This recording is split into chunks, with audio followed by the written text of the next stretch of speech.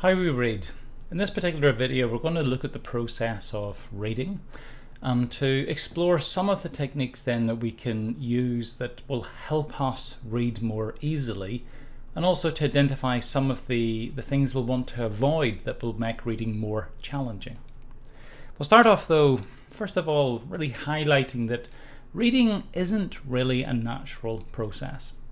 Certainly if you compare it to something like speaking. So biologically, when we're growing up, we're almost sort of wired that we will naturally and effortlessly and very easily develop an ability to listen and to speak. So we do that really without sort of any particular instruction or training, just by experiencing things as toddlers, as children. Reading, in contrast, actually requires a lot of formal training through school, and it's something we practice over many years. And the interesting thing about reading is that if you don't actually provide that schooling, the sort of formal structure where you learn to do that process, you would not naturally develop it. So reading isn't really natural in that great sense of thing, and it's only really been the last couple of in fact the last sort of century and a bit that has been very commonly done. Until that, most people couldn't actually read. Importantly, an aspect of this then is that reading actually requires cognitive effort. It requires more cognitive effort than does, for example, listening. And that means then that because we want to design our applications that are as easy as possible for the user to use, they're cognitively low in terms of their load.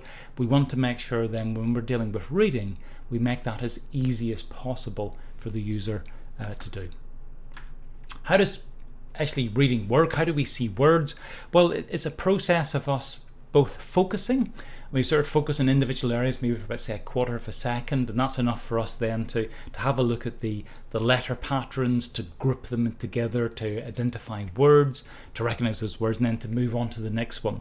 So it's a combination of focusing and jumps, where we have a number of succeeds, where we're going from one, as we're going across the line, focusing, recognizing, jumping, focusing, recognizing, and so on. Interestingly, when our eyes are jumping forward from one point to the next during a success, but we don't actually see anything. There's sort of that rapid movement of the eye, and most of the time we jump forward, maybe 10 to 15% of the time we actually jump back, and you might recognize yourself doing that if you actually try to consciously pay attention to how you read, that you will normally jump forward, you might then jump back to re-look at a particular word or phrase. So it's not something we tend to be consciously aware of, because it's a learned process that we've embedded, but it is actually one that does require quite a lot of effort in terms of how we do it. Key to the process of reading, obviously, is our ability to look at shapes and to group those into letters and to group those into words, and then to understand those words and the meaning of them. That means it ties into the font that we use.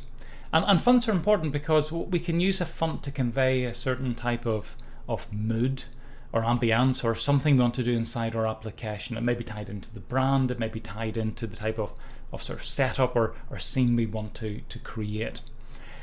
When we're selecting a font, it's really important to pick a font that doesn't interfere with our ability to identify letters and to group them into words. That's the most important bit. And you can see a number of examples of fonts over on the right hand side. They differ. The one at the bottom is a good one because that would be more challenging to be able to read, because there's more spacing between the individual letters. When we're reading that, we actually have to apply more effort to look at the letters, to widen out, to group them together. So that's a more cognitively challenging one to read.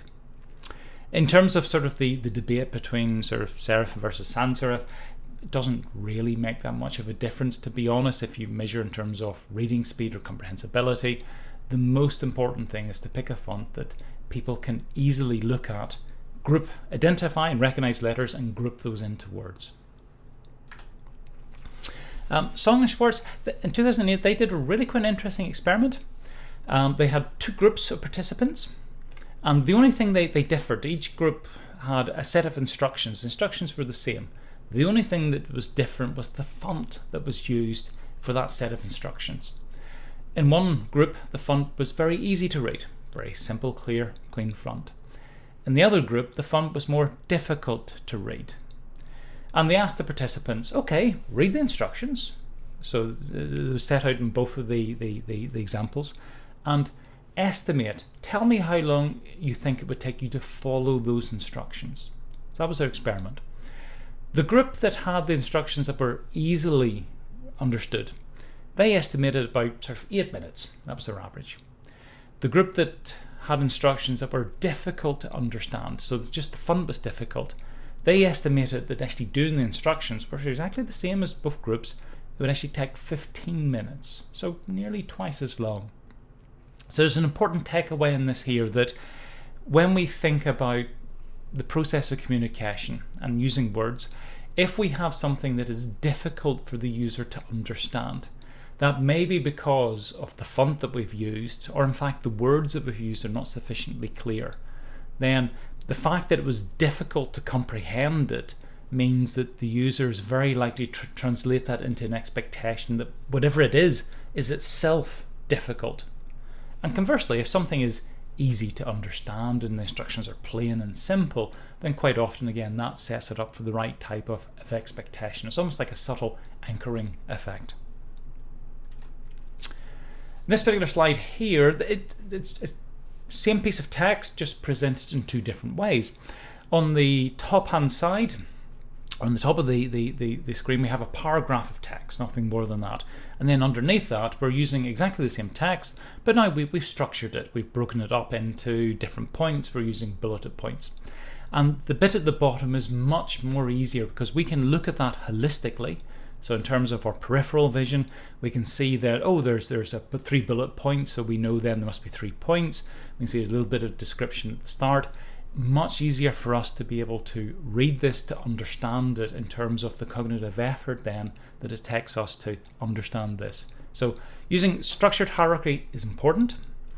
It helps us improve our readability overall. So using headings and subheadings, distributing headings evenly if we can do that, and using space and other formatting options to separate out our text sections. We want to use all of those tools to best structure our text, so we make it easy for the reader to be able to see the structure and to understand and parse that structure. People read faster with long line lengths but prefer shorter line lengths.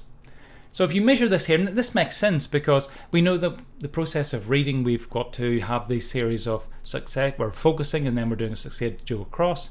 At the end of the line, we've got to notionally reorientate our line back over to the start, or our eyes in terms of they're then focusing at a new start point at the start of the next line. And that's quite a sort of a costly process then of the eye jumping back, reorientating itself at the next line, and then you carry on with the process of reading.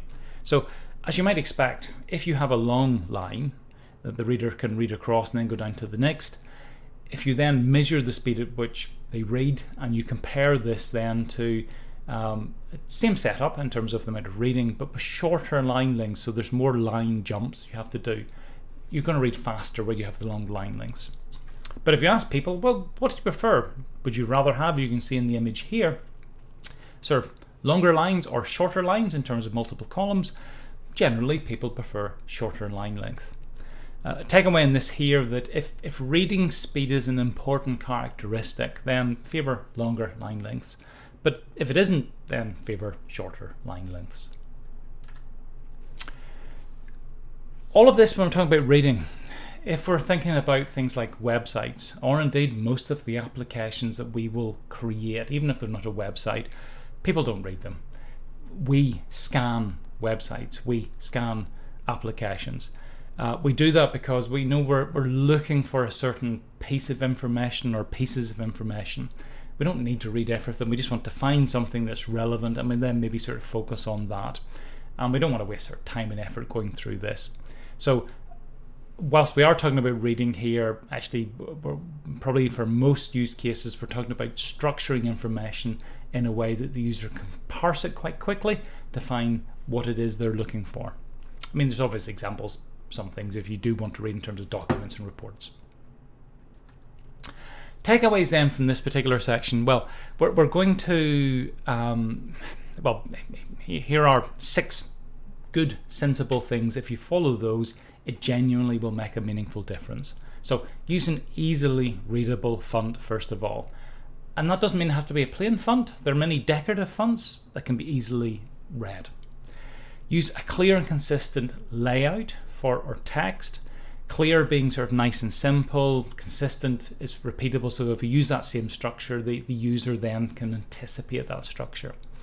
Use plain language, or if we do have to use technical vocabulary, make sure we're using it in a constrained, consistent way. But generally, the simpler the language, the better. Omit needless words. So a very famous saying is a sentence should contain no unnecessary words, a paragraph, no unnecessary sentences. So anything that's not really necessary, cut it out, because it means then that's going to be one less word or phrase that the user has to read. That's good. Get rid of happy talk.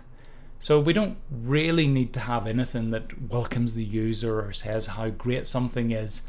Anything that's that type of informational, but it's not really essential or key, get rid of it. And minimize instructions. A lot of the things we'll look at through the course is going to be how can we design things so that we don't need to provide instructions, that it can be sort of effortlessly or derived from how the user is interacting with it. So everything, easily said, not so easily done, everything should be self-explanatory, and if you really do need to have instructions, you want to make them as ruthlessly brief as they possibly can be. And if you follow all of those things from the point of view of the demands that you'll put on the user from reading, you'll be able to devise applications and interfaces and web pages that simply work for users. Next section after this, we're going to go on to thinking about how we remember information.